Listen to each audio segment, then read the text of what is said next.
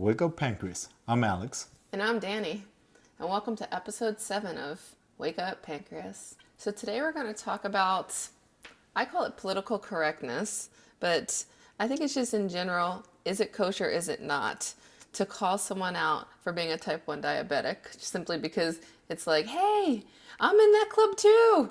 So can we be friends? So my question to the audience is, what are your thoughts? Is it not? What do you think? I don't even see it as political correctness. It's not like I'm pointing at someone, as we were talking about, like, you don't have cancer. It's not like I'm saying, hey, you got cancer over there. I'm not saying that. But you kind of are. You're like, hey, you got this disease. Your pancreas is dead. So is my daughter's. Let's be friends. Let's be friends. No. I don't. You know what? haven't even seen it that way until you pointed it out. Now I'm not gonna say to anybody, "Hey, you got type 1 diabetes. It sucks." I'm not gonna say that to them. So you ignore the fact that you might see them with tech on. No, I can tell you the truth that I might see it and I might just give them the nod. So I might just give them the nod and say like, hey, how you doing? My daughter has type 1 diabetes. She wants to say hi. And we've done that before at church, right? Have you done it? No, I've done it. Of course not. I haven't done it. Are you crazy? I'm not going to go up to a stranger and tell them, hey, guess what? Yeah, type 1 diabetes. So I asked Alex this question because it has just been burning on my mind for a long time. So the first time I ever noticed someone else had type 1 diabetes was probably about 6 months after Marcel was diagnosed. I was doing Peloton and one of the instructors, I think her name's Robin, I was like, oh my goodness, she has a Dexcom on. I was like, Marcel, come here, there's another one. And she's like, really? I need to see. She's like, whoa. So her mind was like blown, like she's not the only one. Now at this time she's 3. And I don't know when it started, but I started seeing, it seems like since we moved to Washington, that there are just so many kids with type 1 diabetes. When we were at soccer camp over the summer, there was a dad telling his son, make sure you don't take your pump off, because he didn't have the Omnipod, so he would take his pump off to go play, and he's like, you took your pump off, didn't you? And I would just like hear it, so I was like, he's a type 1. And then I saw a girl on the soccer field the other day who had a band around her waist and it looked like there was a cell phone in there. I'm like, must be a type 1.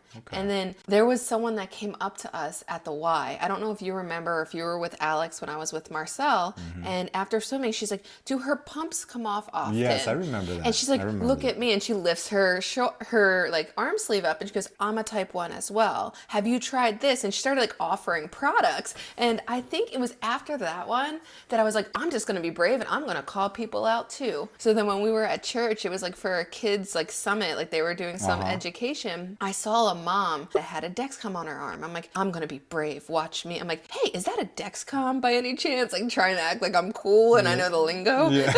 And she's like, it is. I was like, my daughter's a type 1 diabetic as well. I'm like, sorry to make this awkward. And she goes, I was like, can you just introduce yourself to her so she knows she's not the only one? Not weird at all. Not weird at all. But you know what? She was like so excited to do it. And it like made me so emotional. Like, oh my gosh, like Marcel's like looking up to a superhero, someone else that has type 1 diabetes and's had it for years. But I realized at that moment that we offer something to individuals like that as well. I think this person was diagnosed when she was like 12 or 13. Something like that. And she asked me, she's like, how did you know? Because she has a fear that one of her children will be a type 1 diabetic and will she catch it in time? So I was able to share our experience and she kind of shared hers. And through calling people out for being type 1 diabetics, I realized other people want to share their stories. So I have a worker that I saw his line from his pump because his pump was sitting in his pocket. And I just was like, you know what? I'm going to bond with you. Are you a type 1 diabetic? And it was someone who usually doesn't talk to people. And he looked at me, he's like, yeah, I have been for like 40 years. And I was like, well, so is my daughter. And he just opened up. And the next day he's like, so when did you find out? He's like, yeah, this is what happened to me. And he never talks. So it's interesting. Is it okay? Is it not? But then I found someone who didn't want to talk about it. Really? And it's left me with this burning question of, is he rude? And I just don't realize it. Recently. When was this? When we were at the kids' soccer pictures, A couple weeks ago. Was it the male? Yes. I think it's wow. a son and a daughter that, no, I'm sorry, a son and a mom that run it. And he looks like he's probably like 21, 22. Yes. And Young guy. I noticed it last time the kids did a sport and he was there because they hire the same photographer group. And I was like, don't say anything. Don't say anything. Don't say And this time I was like, I have confidence now. I'm going to go up and say, hey, I'm part of the type 1 diabetic community as well. Maybe not actually, but my daughter is and I do all the work for her. So I'm part of the community as well. It's like in my mind. And I said to him, like, hey, are you a type 1 diabetic? And he kind of just gave me this look of, yeah, why is it any of your business? And then I was like, well, my daughter is as well. And he's like, oh, okay. Because he also had it tattooed on his arm. He had like the medical symbol. And he's like, yeah, there's no point in wearing medical alert. I just put it on my body. I'm like, well, I guess it's not really going away. And then I thought to myself, ooh, that might have been offensive. But it was just weird because he definitely didn't want to talk about it versus other people that were more open. But then again, I guess that the first male under, I would say 21, in the 21 range, right? Something like Yeah, that? I guess you're right. Most of the time they've been females. And this is the first time that it was a male that was younger. Exactly. And the other male was more, I would say, a grown-up, correct? Well, yeah, he's probably in his 50s. Exactly. So he's been through a lot and he's kind of experienced quite a bit. And we were just talking about this, we see more type 1 diabetics, but is it because now we're kind of part of that community in a sense? I imagine they're obviously they've always been here. It's not like they just appeared out of nowhere. You know what I mean?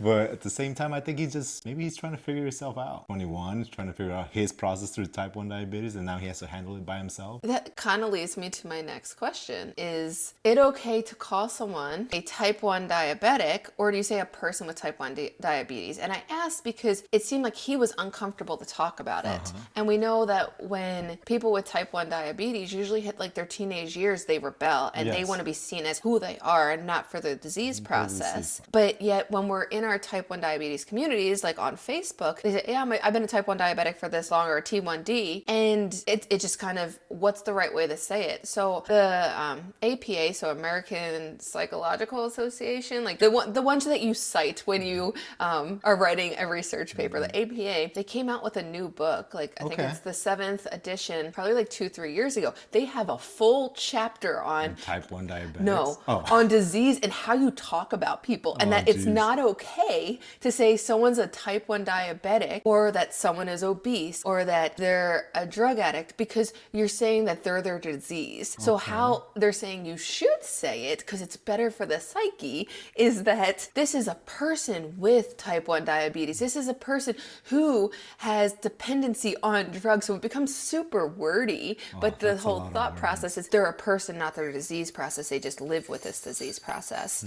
So it's weird because while this psychological association saying, hey, it's not okay to put the disease process first, in the communities that are actually part of that like type 1 community, they call themselves type 1, not I am a person with type 1. I guess also it depends, don't you think? Because you just talked to a young man. I would say a young man, 21 years old to, let's say, 18, obviously a young man able to make his own decision at this point. And he has this disease that he's trying to configure and figure out. So a lot of opportunities are always taken away in his eye. So this disease obviously took away a lot of things that he thinks that he should have an opportunity. But at the same time, you look at the older gentleman, let's say they're successful in their career, they're doing whatever they please, and they know their bounds almost. They know what can do and how to control their sugars. So is it just almost a struggle for the young man to figure his way out? Almost like everybody else trying to figure out way of life, you know what I mean? Probably, but as you're talking, all I'm thinking is, what can he not do? Because I see Marcel, I'm like, she's going to do everything. Yeah. She's going to take over the world. Who cares if her pancreas is on the outside?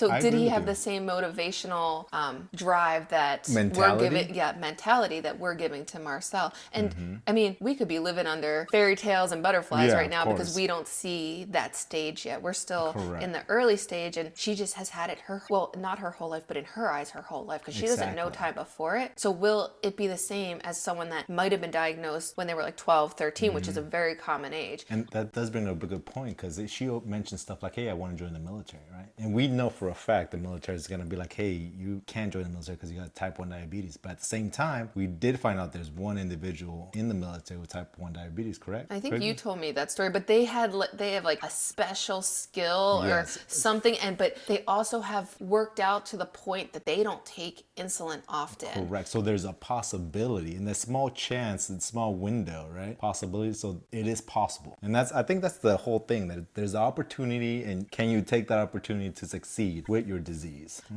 To kind of loop everyone in, when I say that he doesn't have to take insulin that often, it's because when you work out, you trigger your body to be more sensitive to the insulin that you do have if he has any on board, so he doesn't have to take as much medication. Correct. And kind of to loop it back around to Peloton, because that instructor, when I saw that she was a type 1 diabetic, I had to look her up. Literally I Googled, is so-and-so a type 1 diabetic? Correct. And there's all these articles on her out there. And I guess she does those super long marathons that like mega ones like that are like 30, 40. Triathlons? Yes. No. Not triathlons, but the endurance runs? Yes. And she runs all of those, and she uses such minimal insulin because her body's constantly processing everything because she works out so much and she eats so healthy so that she doesn't have to use as much. Of course, if your body's not making any, you have to give yourself a little, but you don't need these huge doses if your body's constantly utilizing what it has. So that'd be cool if one day she gets there, but I'm not going to expect that. we're Her not body gonna doesn't make expect insulin, we give you insulin. That's kind of where it Exactly. goes. That's something also she has to figure out. And it's, as much as we tell her, hey, this is what you eat, this is what you're, eventually she's going to be on her own. And she has to figure this whole thing out without us to a point. And for me, it's something letting go, obviously. Oh, letting go is hard, but we can talk about that on another episode because Yeah, that we could go can. for probably several episodes and kind Yes, of it what that can. feels like as a parent. But so we're going to leave you the question. Yeah, if it's you're a question out there. Yeah, if you're listening on YouTube, because a lot of us listen on Spotify, but if you're listening on YouTube, type in the chat box and let us know, is it correct to call someone out for being a type 1 diabetic? And do you think it's okay to say this person's a type 1 diabetic? Or do you have to say, hey, this is a person with type 1 diabetes? What is your thought? Correct. Definitely don't do what I do. Hey, just say, Hey, you! hey, you got type 1 diabetes and run away. I don't do that. I'm just joking. No. I think we definitely see ourselves as part of that community, so we feel more comfortable than probably some that are not part of the community. So it might be different, just like everything else that's out there. If you're on the outside of that culture, you may not feel the same way. But at the about same saying time, things. if you're out there and you're a family member, you can always go, hey, my niece has type 1 diabetes. You know, how do you manage it? What your successes with it, right? Yeah, and share our podcast because we just want to get it out there to anyone that has type 1 diabetes or that's interested in listening to us as we kind of explore our life. Correct. All right, well, that's it for us. Another episode of Wake Up Pancreas. Have a good one.